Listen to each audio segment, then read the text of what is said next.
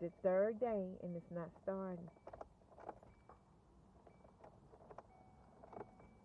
I don't know what's going on. I've already taken this car to Kia. They checked it out.